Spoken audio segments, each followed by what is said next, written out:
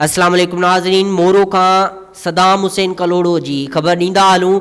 मोरो press club अॻियां ॿिए ॾींहं बि एहतजाज। कांधरा कॉलोनीअ खां ॾेपारजा वेंदड़ लिंक रोड गुज़िरियल 20 सालनि खां उजड़ियल आहे। उन लाइ 5 यूसिन जे अवाम जो मुसलसल एहतजाज जारी। National highway engineer Shaukat Rajpar ऐं ठेकेदार अकरम शेख जे कन ते जूई कान थी चुरे। ही मुसलसल लापरवाही करे रहिया आहिनि। रोड ख़राब हुजण जे करे अवाम मुसलसल मौत जे मुंहं मां गुज़री रहियो आहे।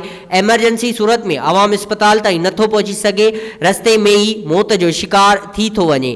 केतिरियूं ई इंसानी जानियूं ज़ाया थी चुकियूं आहिनि, केतिरा ई नौजवान मज़ूर थी चुका आहिनि। स्कूल ॿार स्कूल टाइम ते नथा पहुची सघनि। फुरूं धाड़ा रोज़ जो मामूल बणियल आहिनि। हिन रोड जो गुज़िरियल 3 सालनि खां टेंडर पास थियल आहे, पर इंजीनियर ऐं ठेकेदार मिली भगत करे रोड जी लाइ मंज़ूर करोड़े रुपया हड़प करे विया आहिनि। ठेकेदार ऐं इंजीनियर खिलाफ़ नोटिस वठी सख़्त कानूनी कार्रवाई कई वञे। कांधरा कॉलोनी ते असांजो रोड 20 सालनि खां सफ़ा टुटल फिटल आहे। उते केतिरा ई नुक़सान थिया आहिनि, एक्सीडेंट थिया आहिनि, उन ॻाल्हि जायूं ज़ाया थी आहिनि। असांजो MLA MP हिननि खां असांजो चवणु आहे त असांखे जल्द मां जल्द रोड ठाहिराए ऐं असांजी बेचैनी दूर थी वञे। उन खां पोइ असां चिता था ॾियूं त असांजो इहो ई अर्ज़ु आहे त ही कांधरा कॉलोनी खां ॾेपारजा रोड इहो तमामु 20 सालनि खां वठी करे नाबून लॻो पियो आहे ऐं रोड जी हालत एतिरी ख़राबु आहे जो हिते माण्हू एक्सीडेंट थी मरी विया आहिनि ऐं उन खां बाद में जेको आहे सो जॾा थी विया आहिनि। ऐं असांजा जेके चूंडियल नुमाइंदा आहिनि इहे एसियुनि में सुता पिया आहिनि। इन्हनि खे का बि जेका आहे वोट वठणु अचनि था पोइ त असां आवाम जी ग़रीबनि जी का बि यादगिरी कान्हे। असां ई 5 यूसिन जा माण्हू हिते गॾु थिया आहियूं त महिरबानी करे मुतालबो आहे त असांखे जल्द में जल्द रोड ठाराए ॾिनो वञे, जेकॾहिं ॿी सूरत में असां एहतजाज खे वधाईंदासीं। असांजो रोड 15 खां 20 साल गुज़री चुका आहिनि। रोड जो जेका हालत आहे उहा तमामु ख़राब थी चुकी आहे। हाणे माण्हू जेको एक्सीडेंट आहे उहो मामूल बणी चुको आहे। कई माण्हू रोड ते एक्सीडेंट में मरी विया आहिनि, माज़ूर थी विया आहिनि।